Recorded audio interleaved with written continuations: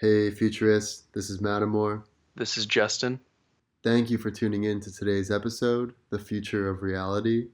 This is, for us, one of our favorite all time episodes because we get to go deep into a lot of the philosophical questions that have been on our mind and that we've been meaning to share with you all for quite some time. Questions around consciousness, free will, higher dimensions, quantum uncertainty, and of course, the nature of reality itself. If you find this podcast valuable, hit subscribe so you never have to worry about missing an episode. And if Hence the Future is one of your favorite podcasts, please rate and review us on iTunes. Justin and I read and appreciate every single review. And without further ado, we hope you enjoy The Future of Reality. The past. Our computer is picking up a strange signal. The present. What's the world coming to? Hence the future. Welcome to Hence the Future podcast. I'm Justin Clark. And I'm Mattimore Cronin. And today we're discussing the future of reality. So that means we'll be addressing how mankind has perceived reality in the past, how mankind perceives reality right now, and how our perceptions of reality might change going into the future as we continue to make scientific, spiritual, philosophical, and technological progress. But first, let's define reality. So, Mattimore, how do you define reality? Right. So if you look up the definition of reality, it says reality is defined as the world or the state of things as they actually exist, as opposed to an idealistic or notional idea of them. But this definition isn't really that helpful because it doesn't paint the picture of what the real world or the real cosmos looks like. And when most people think of reality, I think they're referring to the world of forms. So, this is a table. We are humans. We're talking to each other right now. This is what's real. But whenever you delve in deeper to what's actually going on, the actual functionality by which we create our perception of reality, you realize that things aren't quite what meets the eye. For instance, this table, which seems so nice and sturdy, if you actually figure out what's going on, it's basically like there are all these electrons and particles that are moving so rapidly that it feels solid, but similar to how a fan seems solid because it's moving so quickly, but what's really going on is something that's much different than what we perceive through the senses. So Right. if I had to give a definition of how I would define reality, and I can expand on that, I would say reality equals consciousness plus its contents. Okay. So basically, you're saying that reality is the objective truth, but basically what humans and any other sort of creature that can have some sort of consciousness, that is sort of an approximation of reality. Like we can only get as close as Yeah, like our mind lets us, basically. yeah. Well, from my view, what we are most sure of is consciousness. Because, there's the famous saying, I think, therefore I am, Mhm. Descartes, cogito ergo sum. But I would actually just say that the I am part is the part that we know that we're the most Uh-huh. certain of. Right. Because we're experiencing things right now. And whether we're in a simulation, whether we're just a Mhm. brain sitting in a vat that aliens have created our reality, whether we're in the Matrix, Yeah. like no matter what you say is true about what's going on, the fact that we are experiencing things right now, that we are essentially the universe like looking in at itself, or that we're some sort of Hmm. process of experiencing, that's what Hmm. we're the most certain of. So Right. consciousness is our base level of what we're most certain of, and then anything that exists within the conscious realm, anything that we can experience, that's also Mhm. part of what's going on. So if I were to define what we know to be real, I would say it's consciousness and its contents. Okay. Yeah, I mean, I had a pretty similar definition. I think it might just be worded a different way. And it's basically the so it's the subjective experience of individuals. Because like you were saying, we only know our own experience. We can't truly know something else's experience. We can try to know something else's experience. Like I can try to know your experience, but I haven't lived your life. I don't Hmm. know your childhood. I don't know like how you grew up exactly. So, Hmm. so yeah, that it's basically saying the same thing, I think. But oh, go ahead. Yeah, and I think it's important to draw a distinction that we're not solipsists, right? So it's not like we think that I'm the only real person and everyone else is just a figment of my imagination. I Hmm. mean, I guess that could be true, but it's more that all beings that are having these questions about what is real, that we're all conscious beings. So it seems like consciousness itself is sort of the base level by which we are all creating our perception of the world. Hmm. So here's a side note question. What are your thoughts on having some sort of unified consciousness? Like, is it possible for people to get into states where there's some sort of a connection between the two? So it's like you're experiencing reality together, or a whole group of people experiencing reality together. So it's almost Yeah. like you have your own consciousness and its contents, but do you think you can have like multiple consciousness? Yeah, so I have a lot of thoughts on this. So first of all, from a scientific perspective, if you look at where science is still confused about what's going on, it's because our grand theory of everything isn't quite complete. We haven't Hmm. quite figured out how to fit gravity into the equation Hmm. of what else is going on. And string theory poses some interesting ways of solving that, but people still aren't satisfied with what is going on. But Hmm. if you add consciousness to the equation, lots of scientists have said that that could be the missing link. And Oh, interesting. we don't know how it fits in exactly, but a lot of the mathematics would work out if you added another element, and that element that's missing might be consciousness. And I mean, from quantum physics, we've realized that we've reached the limits as far as what we can learn by cutting things into smaller and smaller pieces, because we Hmm. have reached the point now with the Hadron Collider that the pieces that we have. So, why do we create the Hadron Collider? We Hmm. created it because we've basically gotten to the point where the particles that we're measuring are smaller than the particles of light that are required for us to see what's going on. Because the way that we see what's going on Yeah, is that light bounces back and it's refracted to our cornea. right. And so with the Hadron Collider, we basically are squeezing the wavelengths to be as narrow as possible so that we can see what's going on.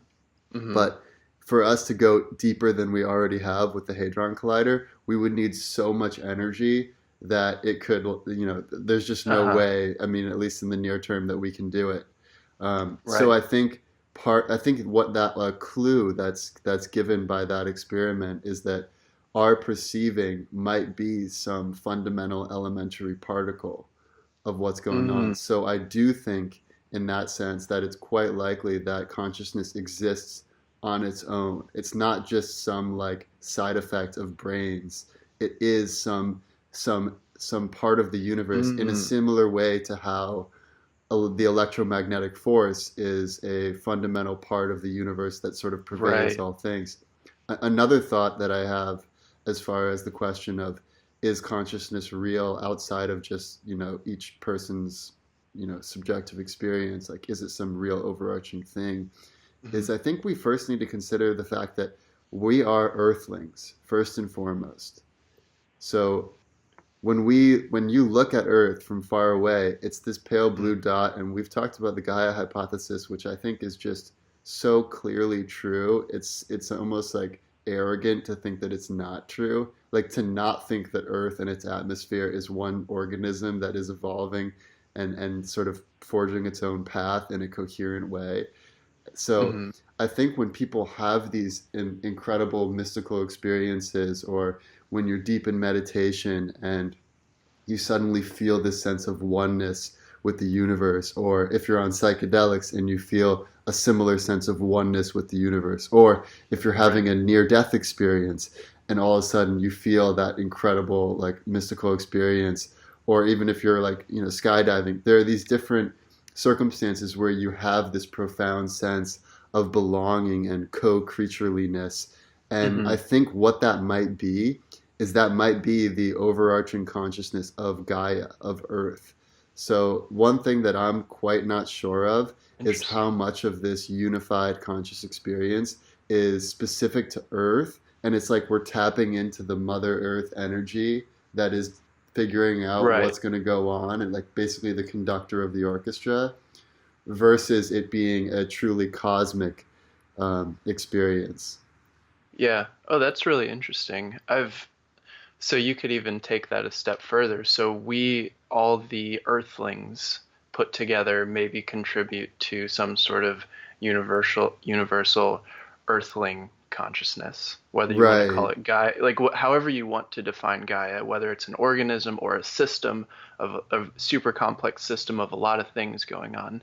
There's obviously something. But what if what you call Gaia is part of the cosmic consciousness? So it's like Exactly. it is to the cosmos as we are to it, Right. if that So, makes sense. yeah, so I think that is likely to be true.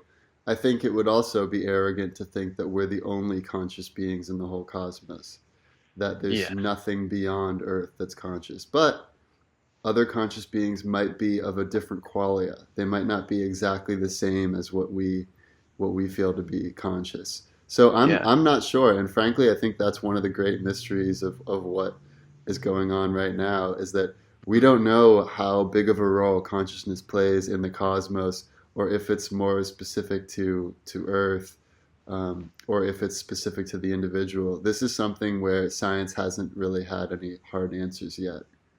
Right. Yeah, I mean, just doing the preparation for this podcast, I found myself asking more questions than finding Yeah. answers. It's amazing how little answers there are to, I mean, just Googling, like, what is reality? What's the nature of reality? Like, there are some books about it, but Mhm. it doesn't seem like people have come to a conclusion. Right. And it's the definition is limited by our own vocabulary. And if you think Right. about like the true space of true like of things that are true in the universe, our language can't cover, or see, my theory is our language can't cover even a fraction of that. Right. Like we Right. need to have a completely different way of thinking about the nature of reality or describing the nature of reality. Totally. And I think that's something we've talked about on a couple episodes of the podcast where it's like anytime you're trying to describe that which is ineffable, that which cannot be effed, cannot be Hmm. described, Right. um, you know, that we're basically slicing what's true and differentiating it from the rest of what's true. And by doing so, we are, by definition, not Hmm. describing the whole of what is true. Right. Yeah. So I think we definitely need to talk more about this, And but sorry, we let me just should. say one other Okay. thing there that I think is relevant. I think as far as how we might be able to more closely figure out or realize what is true, one aspect that I think could provide a really interesting avenue is virtual reality. Because Right. if you think about how technology is going to develop in the future, and if you combine that with how AI might be able to create a better model of reality than what we have Hmm. currently, I could imagine a situation where, rather than meditating for 20 years or taking psychedelics, or maybe in combination with those, you can basically go into this virtual reality world and you can toggle between like, okay, now let's experience what it's like to be a bat. And it's like you can like, it won't be Uh-huh. perfect obviously, but it can put you into this mindset where you're flying around, where you're like echolocating. So maybe rather than that, maybe like your vision is more like strobe lights, like as you're receiving the sound waves, and that which is Uh-huh. louder is like that which has harder surfaces, you're more able to sense and perceive. Hmm. And then it's like, okay, now let's go into what it's like to be a tree. And it's like a much slower time scale. And it's like you can like sense what's going on throughout the entire forest. And so Hmm. I think VR could be a great way of us in the future being able to perceive reality where our language fails us. Yeah. Yeah, I mean, I totally agree. And this kind of gets to the question of how is reality perceived? And what I wanted to talk about a little bit, as you know, as we talked about in the beginning of the podcast, is how did mankind perceive reality previously? Hmm. Because in my mind, well, and neuroscientists and anthropologists' mind, the actual brain structure of our ancestors hasn't, or the brains of our ancestors hasn't really changed that much from where we are today. Right. And we just need to, like, how did they perceive reality that was different from today? And my thought is, since the brain is relatively the same, there's a difference in the actual like neuronal connections that have taken place throughout time. So previously, our ancestors were in tribes and super connected with nature, and we've gotten to this point where today it's more of an individualistic perspective of reality. Yeah. Yeah, I think you're right. And when humans were first evolving to be humans, it stands to reason that their version of reality was much more similar to, let's say, how a wolf would perceive reality, or how like a Hmm. chimp, or it's more in line with the natural way of viewing things. Hmm. And when we think about how that changed going into more modern times, the example that comes to mind for me are the Romans and the Celts, the Gallic people during Caesar's Gallic Wars. Because one thing that was interesting is that the Romans were the most civilized people of the time. They were all about law and order and math and reason and Hmm. all these things. And the Gallic people, by contrast, they were led by druids, which were basically like, shamanistic people that were all about nature. They would sense nature, they would learn from nature what to eat, and it was very spiritual and mystical. And the people themselves were more what the Romans would call barbaric. They would Mm. go into these crazy, they would get like bloodlust, like animals. Right. They would go into war and they would just absolutely fuck shit up. And they would, I mean, they were, to the Romans' eyes, they were like scared about from these people. But Uh-huh. what's interesting is that the closer the tribes were to the Romans, the more Roman-like they would get. So, they'd start drinking wine, they'd get a little soft, they'd get a little bit used to the luxuries, they wouldn't be Right. quite as crazy in battle. And then the further off but they would also get the benefits of having more law and order, and they'd have a more stable government and that sort of thing. So I Mm. think really what happened over our development is that we traded that barbaric, or barbaric is like the negative side of Yeah. it, but being in tune with nature and really being one with the animals and all of the elements of the earth. We traded that for the system of law and order, and we know what's best, and this is the way Yep. things are done, and we can Yeah. actually master nature, and we can keep nature in check, and we can pour concrete over everything. And it's like, Oh my and goodness. there's obviously good things and bad things to both of them. And I think Hmm. what we're seeing now is we are seeing a little bit of a return to our initial, more natural selves. I think that's like the new green movement is sort of moving in that direction. Yeah. I feel like the 50s and the 60s were like the peak disconnection from nature. It's like Yeah, pouring just like mass industrialization and nobody really knowing or caring about the connection with nature. And like you're saying, now there's more of a greener movement to be more connected, and people are thinking, especially like in the late 60s when there was the whole hippie movement, people started to realize like, oh wow, there's something more here. exactly. And I think even more so than the 40s and 50s, I would say the industrial revolution and the colonial period. So the Mm. period where we're just so, I mean, I think the whole mindset during that time was really about conquering nature. And it was like going off and exploring and finding the places that have yet to be conquered and then corralling them and, you know, Yeah, Totally agree. So let's talk about the ways that different sorts of beings can experience reality today, because in the past, the environment kind of shaped how, let's say, barbarians or the Gallic people or the Romans experienced reality. And their brain structures changed as a result of Hmm. what their environment was, which probably Yeah. changed how they perceived reality. But humans aren't the only things that exist. There are, like you said, there are bats that have a different, totally different form from us and therefore experience reality in a totally different way. Hmm. Same thing with like bees.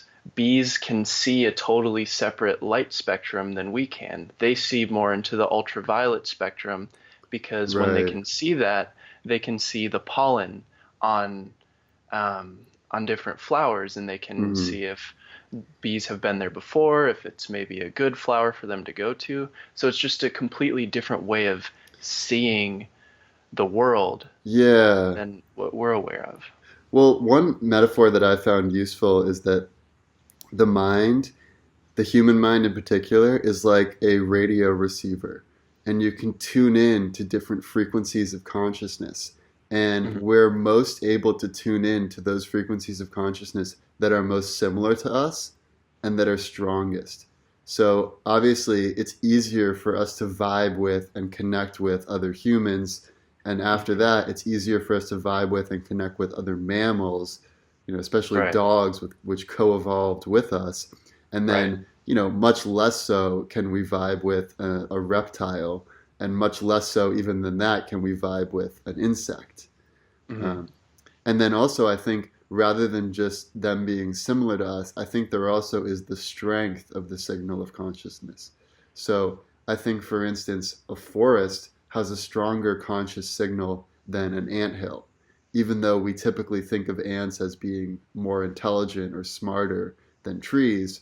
I think when you see like a whole forest, it's of a very different kind from humans, but I Mhm. think it's a strong signal, which is why people have these feelings of awe when they walk into Mhm. these forests, and they automatically feel like they're more at peace, and Right. they all of a sudden they want to care for their fellow earthlings a bit more than they do if they're living in a concrete jungle. Yeah, and that might sound like a little bit of an out there statement to some people, but there's actually been research to show that trees and forests have some sort of consciousness. The trees can communicate with one another. So, for example, one of the things that was studied is some sort of threat coming to, let's say, one tree in the forest. Hmm. That tree then produces some sort of chemical, whether it's a pheromone, I'm not exactly sure what the chemical was, but it was received by other trees, so they can start buffing up their natural defense mechanisms. And there's also this communication network underneath the ground of mushrooms and fungi and Hmm. um, Mycelia. they, yeah, mycelia. That's the word. So, if you have you heard of the book Hidden Life of Trees? No, I haven't. It's actually so it's a really fascinating book, but basically trees, and they exhibit some characteristics that humans do. So a birch is more likely to help out its fellow birch than this oak over here. Hmm. So there's this connection underneath the ground that a so let's say there's this one giant mother tree Hmm. that, and you could think of this like the Hyperion tree in the Redwood National Forest, the one that the tallest tree in the world. I think it's like 300 meters or something stupid Oh, I like think that. I've actually been to that tree before. Really? Yeah. Man, I want to go there. But Yeah. anyways, that so something that big acts as truly acts as some sort of a mother tree because it actually has more nutrients coming into it because it's so tall and so established that Hmm. it can start sending nutrients to all of the trees around it. And Right. So if one tree is feeble, they'll send more nutrients to that tree. They can mhm, also, for instance, if a tree is infected with some disease, they can sort of quarantine that tree. Right. So I mean I agree from what I've read, trees are very conscious. They do have a certain level of intelligence. And I think the idea of networks is really interesting to me. So you talked about the mycelial network, which is Mm, basically the way that trees and forests communicate.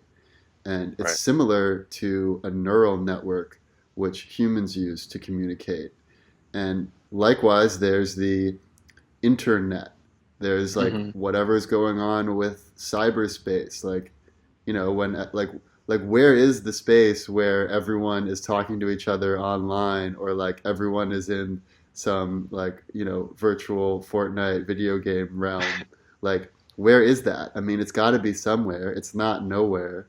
So there Hmm. is some interesting things when you think about networks, like human network, other animals networks. They all have their own sort of agenda, but it's interesting how it all sort of fits together into this grand cosmic dance where it all seems to be Hmm. coalescing in the same direction. Yeah. It's just hard to really imagine what it's like to be a tree. That's the thing that Yeah, I've been really struggling with is what does that consciousness even look like? And that's one of those things where I don't think we have the vocabulary to even describe it. right, right. Well, I have something that might be helpful. So I think a way of, another interesting parallel of different states of consciousness is between a child and an adult. Mm, So when you're a child, especially as a baby and up until you are aware of yourself, which tends to happen around, just before or just around puberty, probably a little before, your consciousness is more like a lantern, which I've heard described as, whereas an adult consciousness is more like a spotlight. So the way you think about conscious attention now, it's like mm, you're focusing specifically on one thing, and you're like, okay, I gotta finish these emails. Okay, I gotta go do this. I gotta pick up my clothes, and it's like you have this spotlight that's searching around and accomplishing things. Whereas when yep. you're a happy baby, you're just like taking in good vibes from every single direction, from every chakra. Like you see someone, you just smile at them, you beam at them. If someone gives like a scary face, then you're like freaked out, and it's like you are so truly living in the present. You're taking in all of this information from all around you. You don't quite know how to make sense of it. Your doors of perception are wide open. Right. Whereas when you're an adult, it's like what happens over time is that another metaphor I found really useful is imagine your brain is covered in snow, and every thought is like a sled that goes down the side of your brain. And the more times that thoughts go down the same path, the deeper that path gets, and the more that subsequent thoughts are drawn to that same path. So, Mhm. and this is what's known as the default mode network in Uh-huh. scientific communities. So it's like we create this profound default mode network, which allows us to not have to think so much about our day to day life.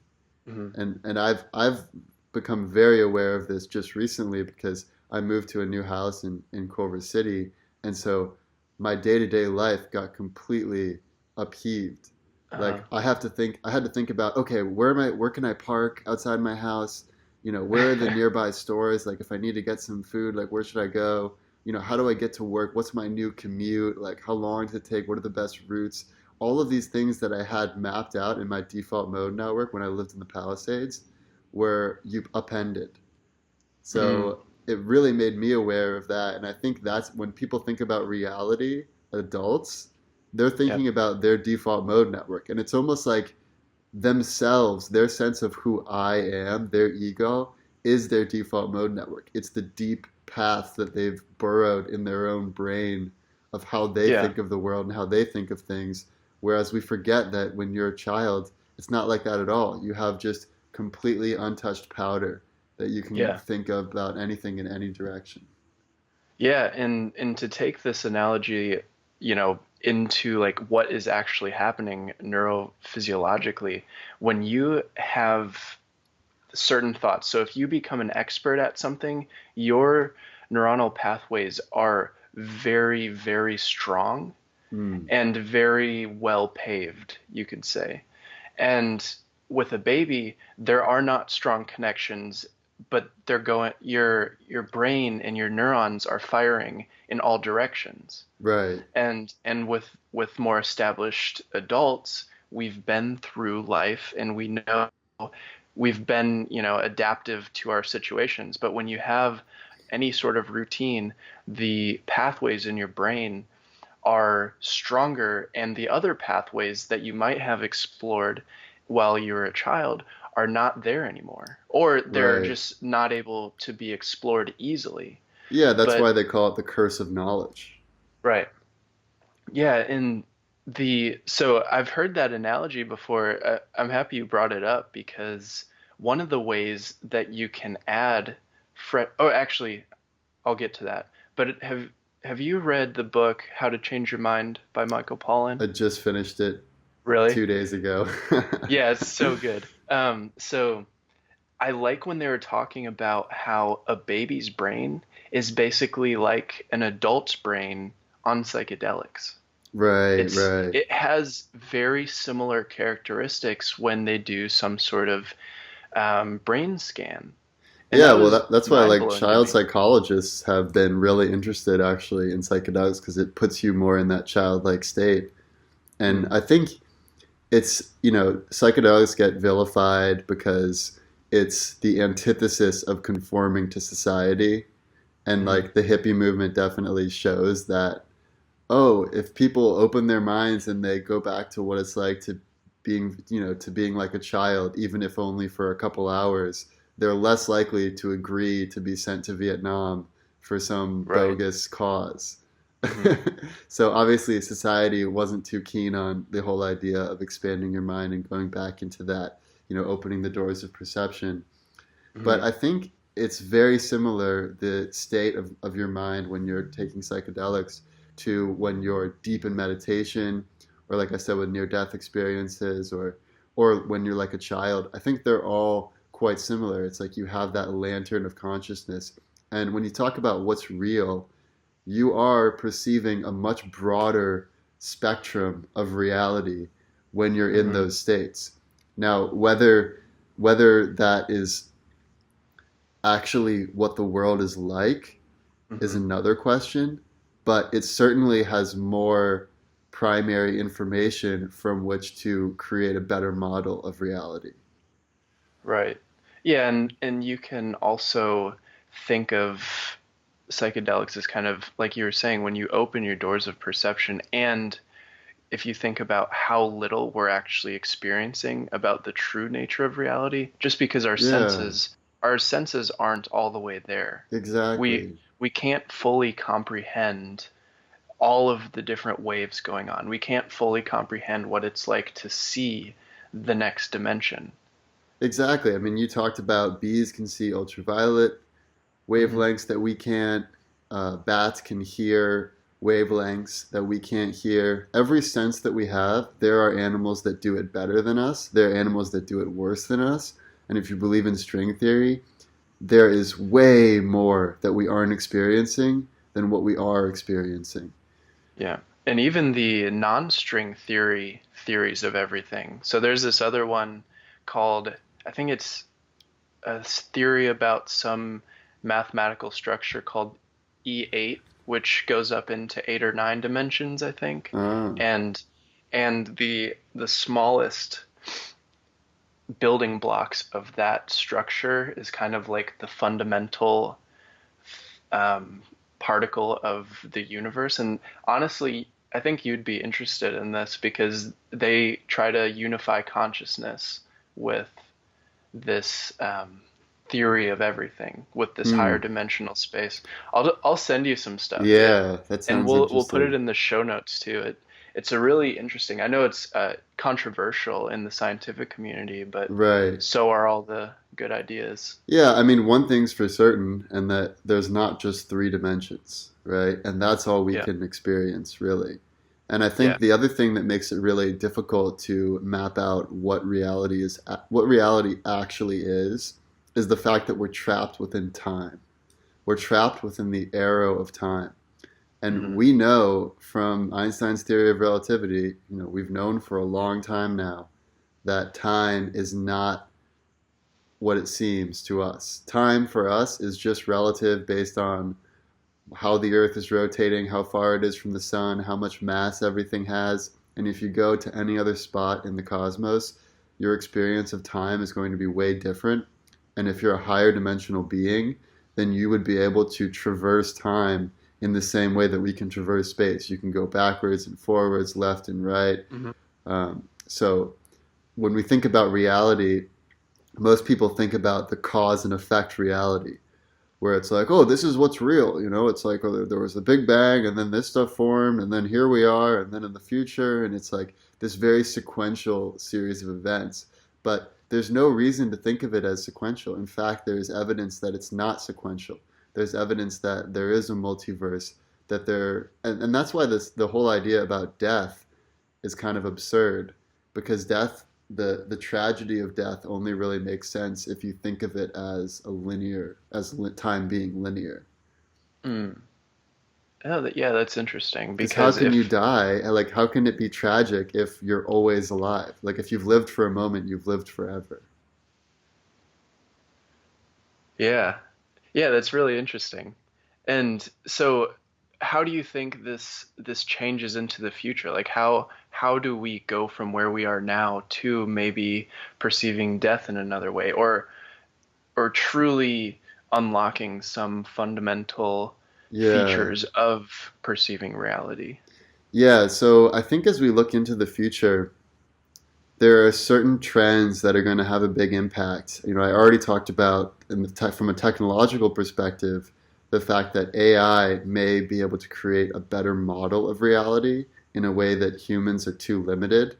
And if we combine those insights with virtual reality and with a way that we can experience what reality may actually be like by augmenting our senses, Hmm. or even just painting a better visual of what reality may be like with all of its many dimensions and many networks all Yeah. intertwined, that could evolve our sense of reality.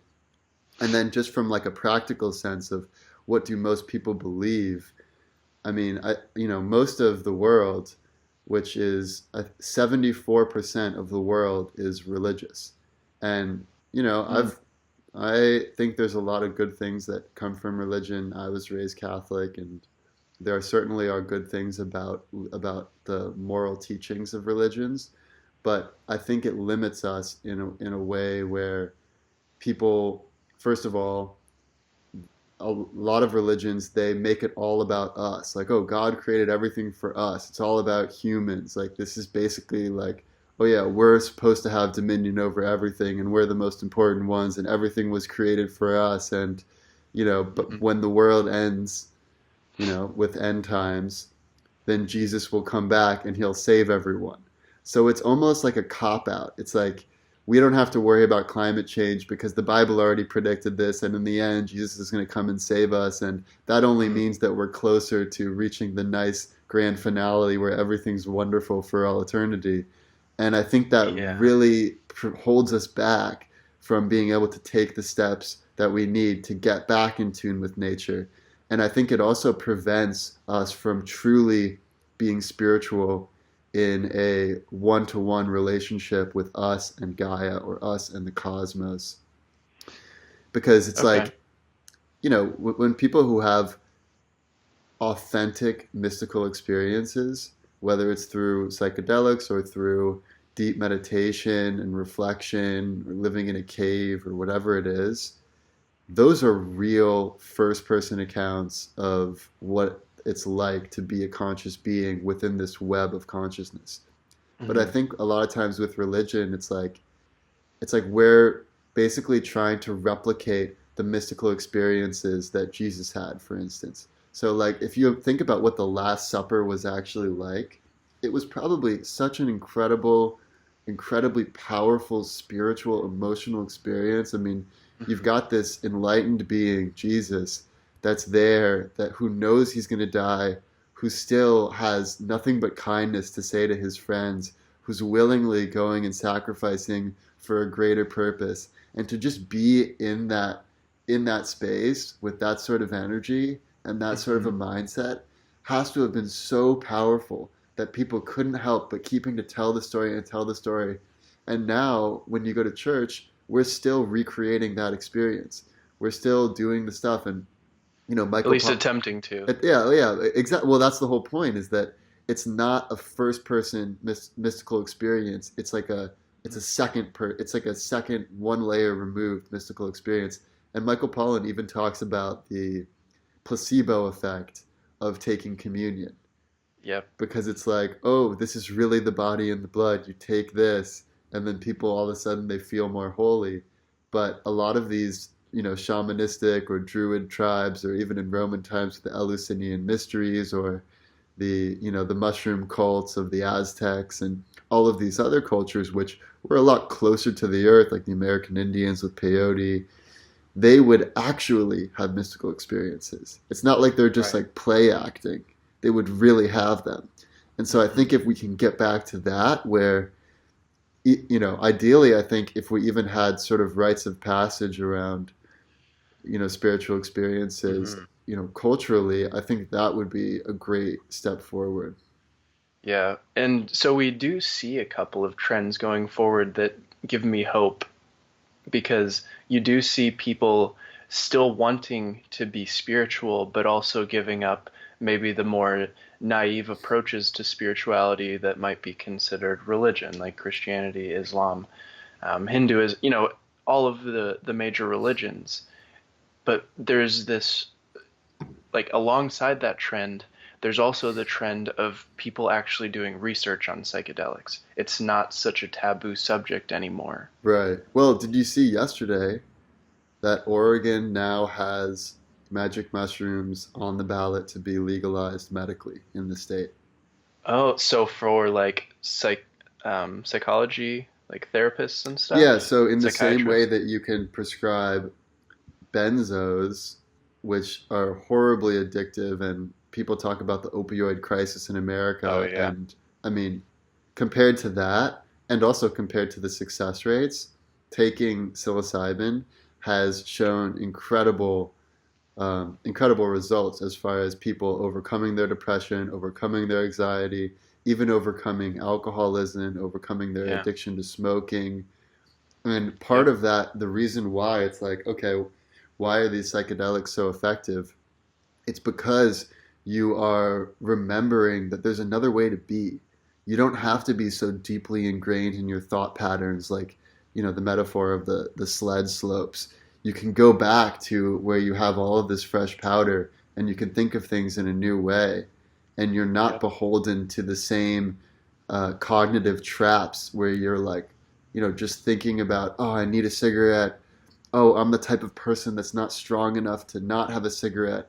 Oh, I Yep. have all of these connotations with smoking as being a relief because of my days in college or because of my former Hmm. relationships or whatever it is. People get trapped in these downward spirals, and therapy is great, but it hasn't actually proven to be that effective. I mean, talking about your problems, it feels good to get it off your chest, but it doesn't fundamentally change your The your structure of your brain. exactly. And same thing with antidepressants. Antidepressants basically mask the problem because yeah, you feel better while you're on them, but if you go off them, then you're still back in square one. Whereas if you have some sort of revelation, some sort of mystical experience where you're like, I get it now. Like Mm. it, and it's so funny hearing the revelations in Michael Pollan's book because it's the Oh, I most know. seemingly obvious stuff ever, but it's so true. They're like one woman was like, I get it now. Love is the answer. It's all about love.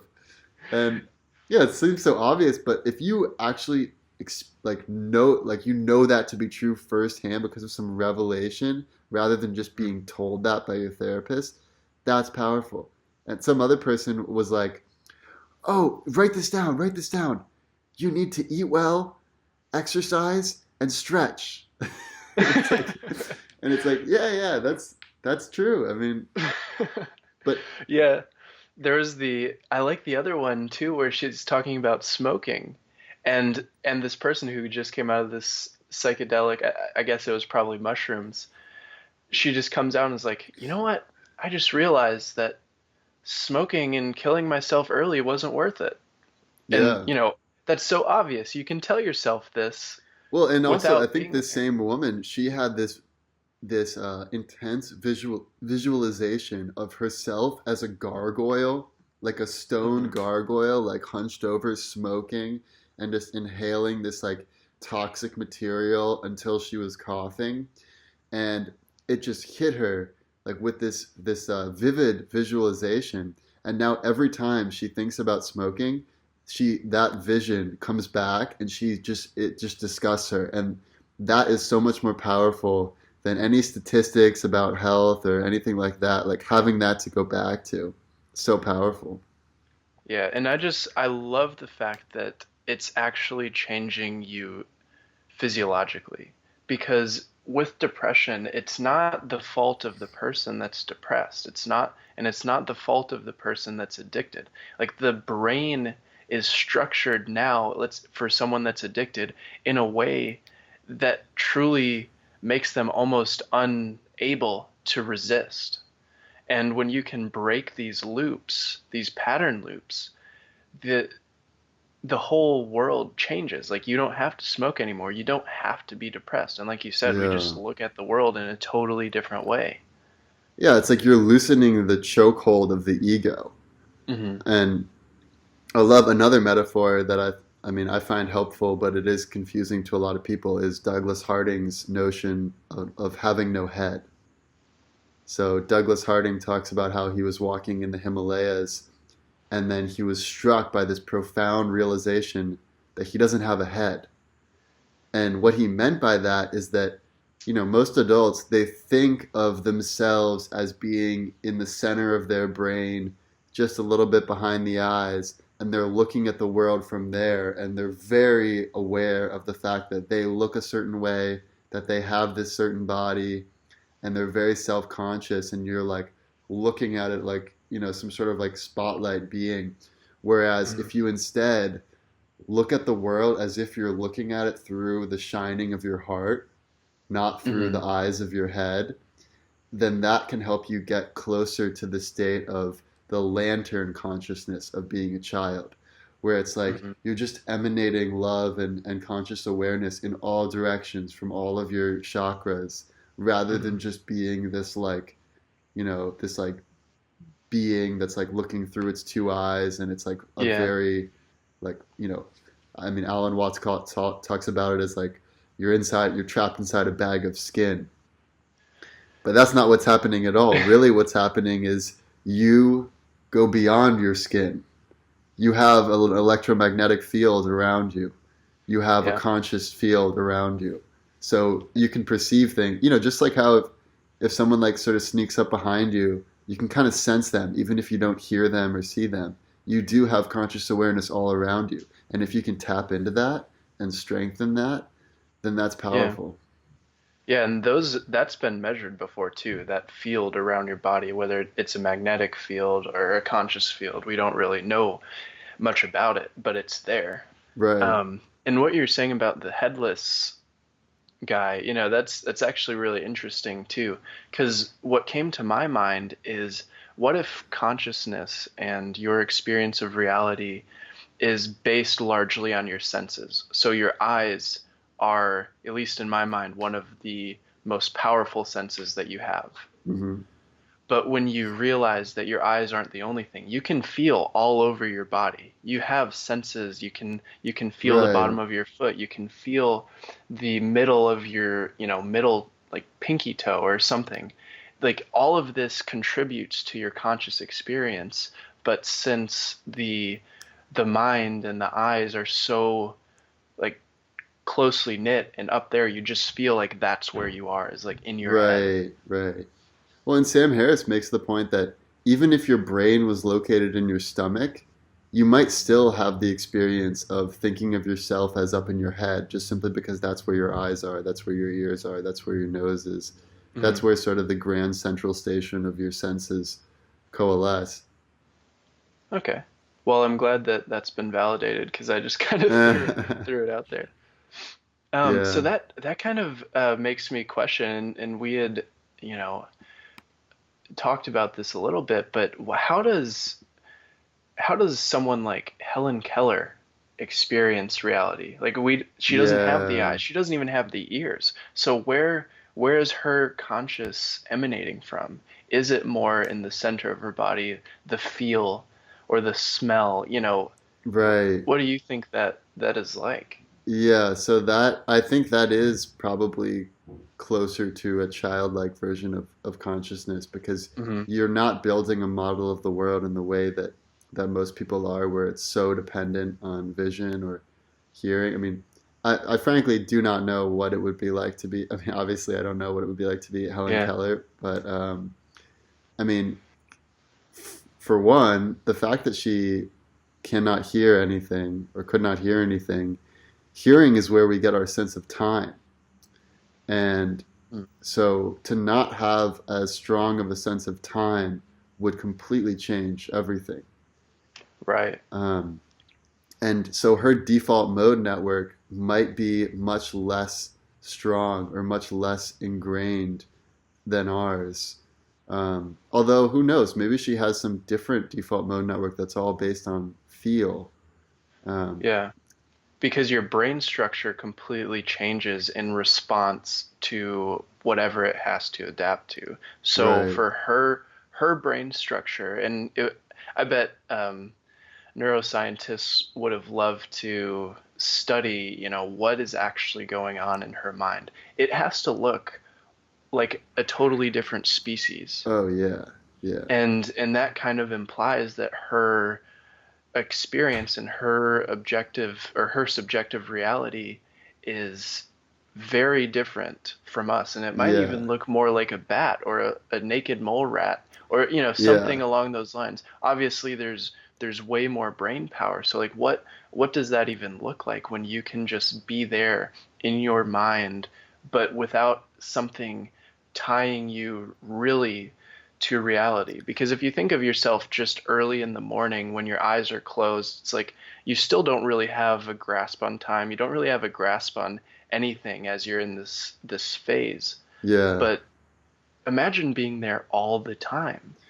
Yeah, I think it's really helpful when we're thinking about reality to consider the edge cases of the human experience, like people Hmm. like Helen Keller, because not everyone is experiencing the world as able-bodied humans are. Hmm. Another edge case of the human experience that I think is noteworthy are split brain patients. So Right. this used to be quite standard for people who were schizophrenics, or especially when they had super intense seizures that were life threatening. What they would do is they would slice the corpus callosum, Hmm. and which is the exact middle of the brain, like if you sliced it right down. And And there's a lot of connections basically connecting each side of the brain, and when you don't yeah, have those connections anymore, yeah, the and whole it's structure it's changes. interesting because each side can function on its own, but some really weird things happen when you don't have those connections. So, for instance, and there are some great videos on YouTube that show this, but Hmm. for instance, your right side of your brain is how you view through your left eye. Your left side of your Yep. brain is how you view through your right eye, and your left side has language, or is it your right side? Yeah, I think it's the left side. I think Or I is it the think right? I think it's the right. Yeah, so That's you're like your right is the creative side, right. So and your right side has language. So they'll do these experiments where they'll ask someone like, "What are you holding in your hand?" And in the left hand they're holding an apple, in their right hand they're holding a banana, and they'll say, "Oh, I'm holding an apple," because their right side is the one Mhm. that deals with language. But then with their other hand, they'll like show them like banana, but Yeah, because their other side can't speak. But then, so people might say, okay, well, who are you? Like, where is the I within this person? And Mhm. people will say, oh, well, it's probably the side that has language. But then on the other hand, the left side is where you have your more visual aspects. So you wouldn't be able to recognize your close friends and family with just the right language side of your brain.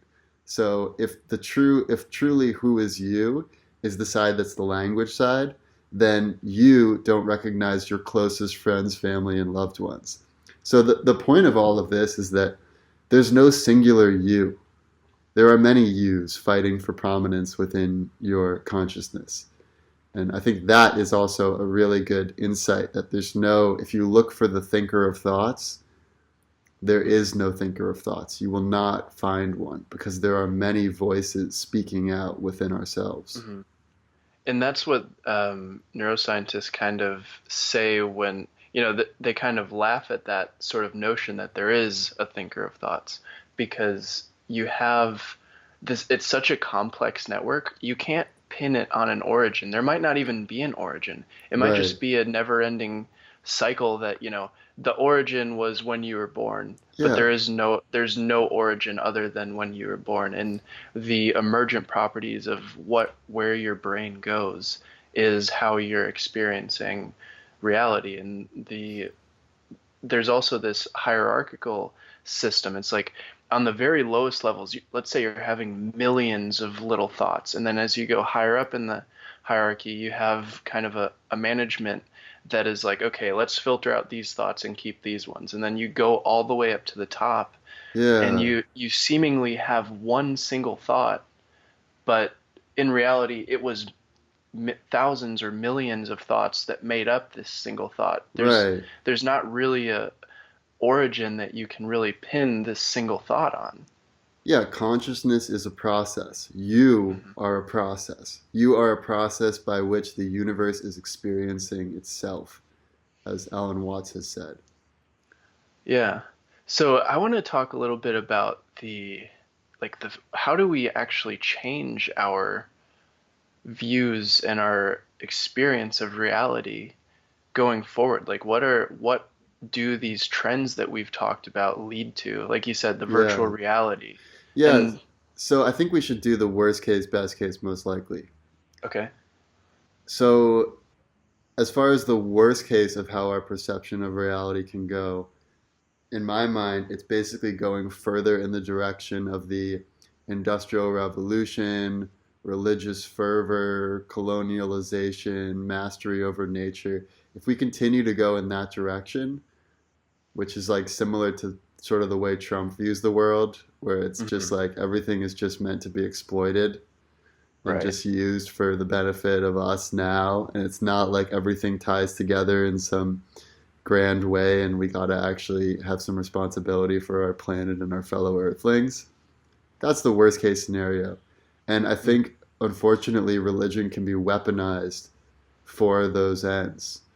Right. Um, so I guess my worst case scenario would be a future scenario where the worst aspects of religion are amplified and where our sense of being in tune with nature and wanting to help fellow earthlings and not just being selfish, I think where that is also Yeah. amplified. So that would be my worst case scenario.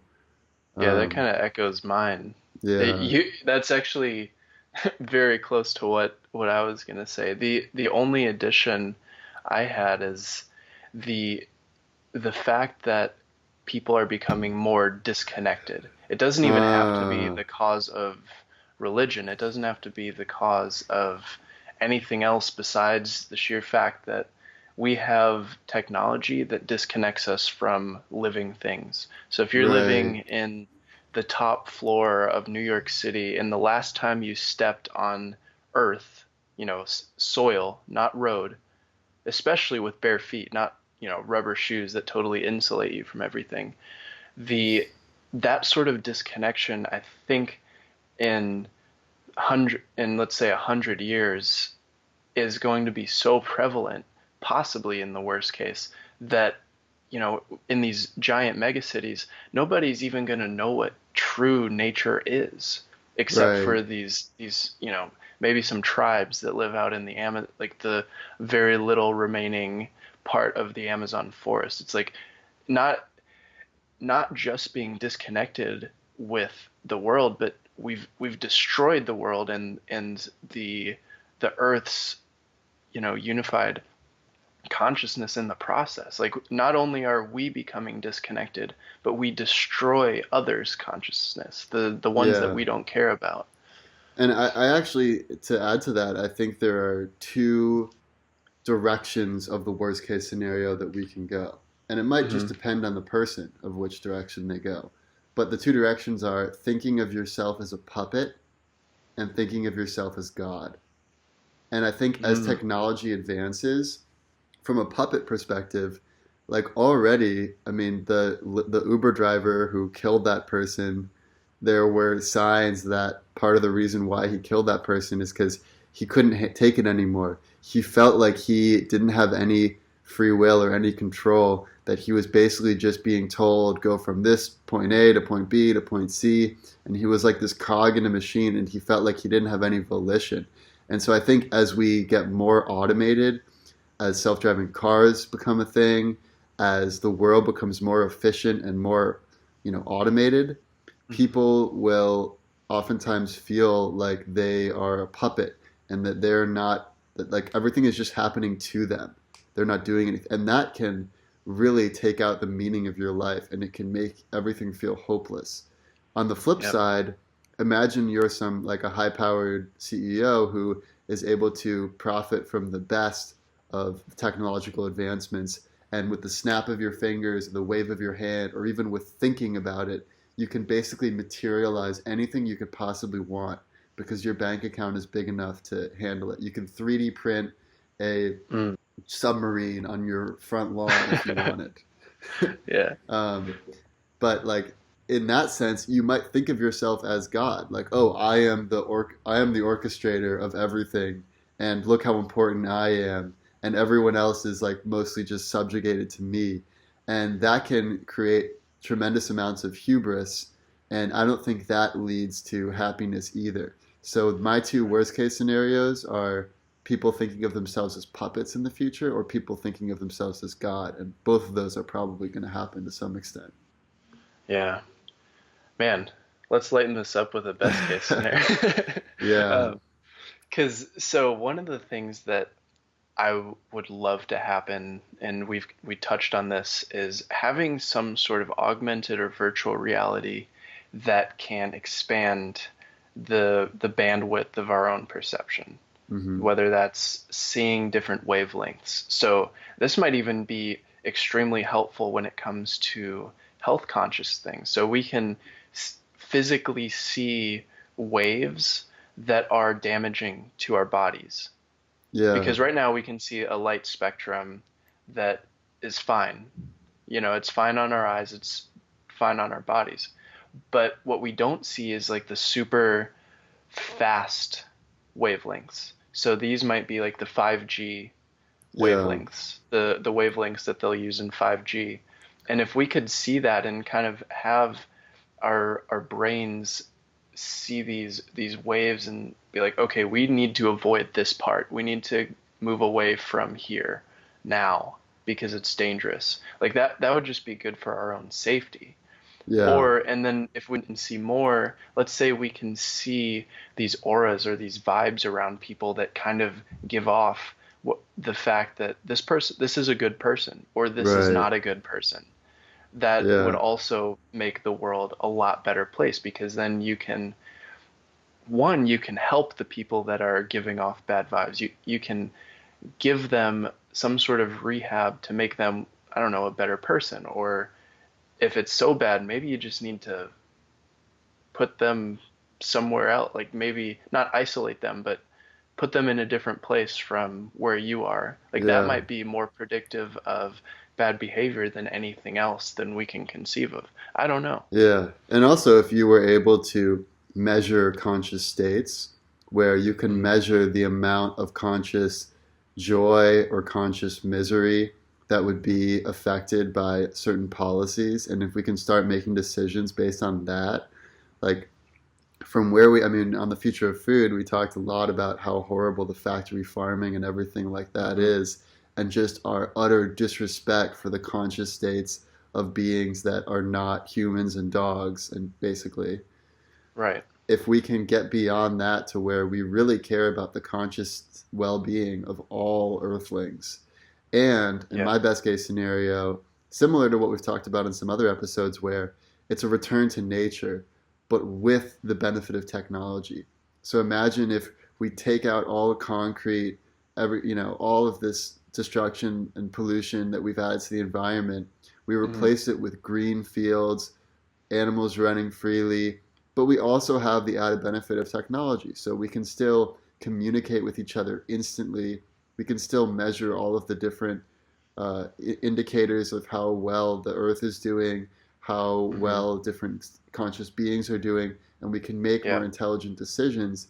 And then with artificial intelligence, if we can get a better grasp of what some grand unified theory of everything is, and we Right. can help convey that to the next generation and continue to build on it and not have these, dogmatic beliefs that we just like because they're comfortable and we've thought about them for a long time, but we really are forging new ground and taking in inputs from all directions. That would be Mhm. the best case scenario. Yeah, and then at some point there might be a point where we transcend the current reality Yeah, that humans and earthlings experience, because right now, like we've talked about many times, we're living in a three, maybe four, depending on what you consider time, dimensional space. yeah, And if there's some way to transcend that, right, and I'm not optimistic that virtual reality is going to be a thing that can help us perceive it, because I think we're still limited by the structure of our brains. right. We're still But perceiving with the same senses, it's just the mhm, contents are different with virtual right. reality. So if you can change the actual structure, if we can somehow merge with this or this technological sort Yeah, of being, like an AI or something, that might be the thing that helps us transcend. And then we don't even have to think about generations, because we don't have to think about time the same way. We don't have to right. think about anything the same way. Yeah, I mean, imagine if you could enhance all of your senses to be as great as what is known in the whole animal kingdom, to get this broad spectrum of hearing, seeing, smelling, feeling. And Hmm. then on top of that, if we can find some way to get ourselves out of the arrow of time, maybe by going into some virtual, not virtual reality, but like digitizing ourselves, or and Well, yeah. all of these are very obviously they're horrible things that could happen, unintended consequences. But if you give us enough time, and if we don't kill ourselves on the road to getting there, I think it Mhm. is somewhat inevitable that we will transcend the limitations of our senses and dimensions as we are living in it right now. Yeah, and it's so inconceivable to think. I mean, what is it even like to live in four-dimensional space, too? Because if Yeah, you think of going from two to three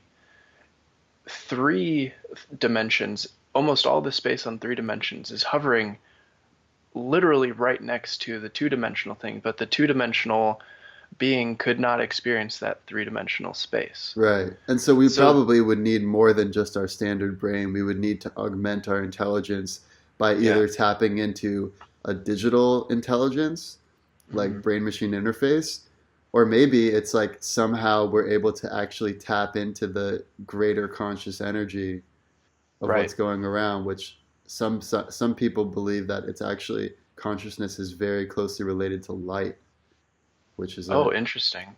yeah.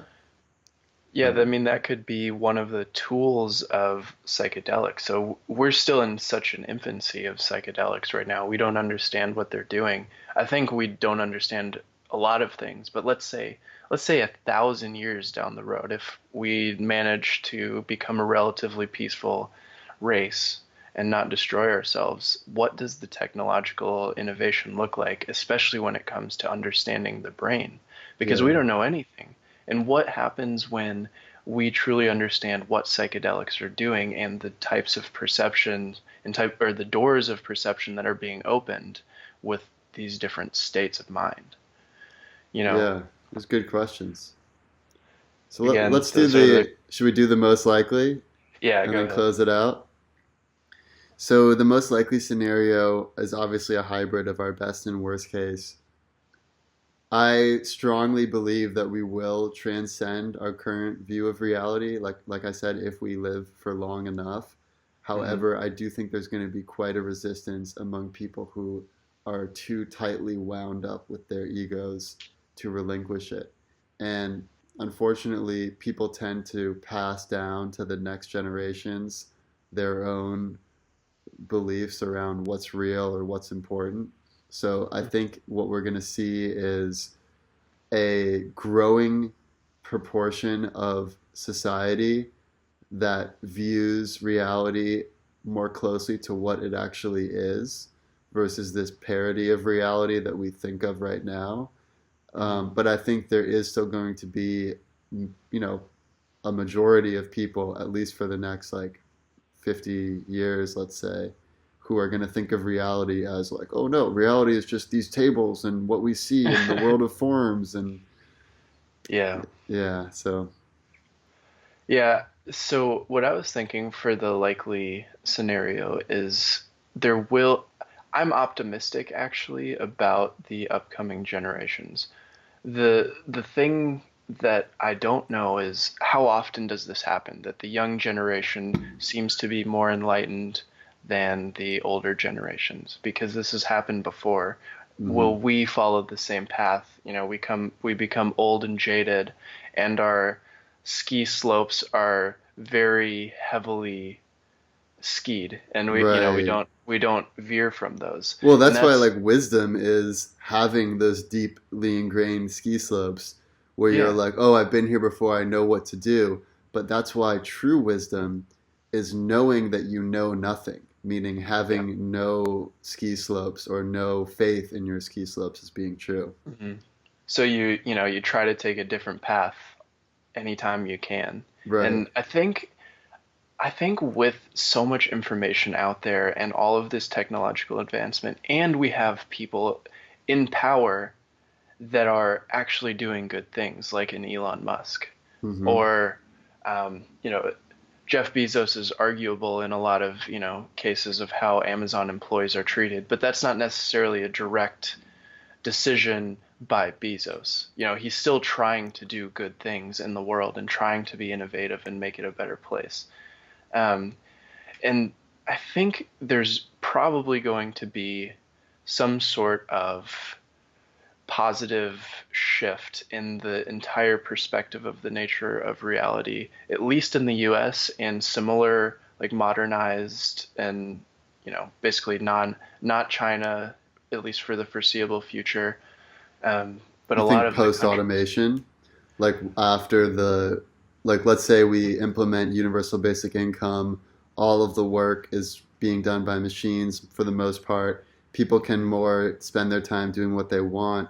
You think that's going to usher in a greater level of understanding? Given the fact that we're at universal basic income, if we get to that point, I think it's more likely that people will achieve, what we were just talking about. Yeah, If we have automation and there's not some sort of safety net where people can freely explore their own mind, then it kind of tends towards the worst case. right. Um, but yeah, I think it would tend towards the best case if we, take the right steps along the way, and people have the freedom to experience and are given, maybe even they're encouraged to experience different things. Yeah, And virtual reality honestly might be one of the catalysts here, because if they realize that they can experience a totally separate world from the real world, what does that do to how they perceive things? yeah. I'm less optimistic about virtual reality just because it is like a human generated sort of construct. I Right. think I would put more faith in the plant-based psychedelics, and because I feel like that True. really is we are getting the knowledge directly from nature. um, Hmm. but I mean, if there's a way we can combine the best of both worlds, Oh yeah. that would be an awesome future. Yeah, and we might even see that sort of stuff become mainstream Right. medical. I And mean, imagine if every time someone turns 18, they have this ceremony where not only are they given psychedelics in the proper set and setting, but they're also told everything that we know about the nature of reality up until right now, and they're guided and they're given this other way of being. I mean, that can be really powerful, the effects on our society, well-being, and our understanding. We're going to talk about what has totally happened, agree. what is currently happening. Awesome. and Well, I what think will that's a good place to end inevitably it. The past, the present, and the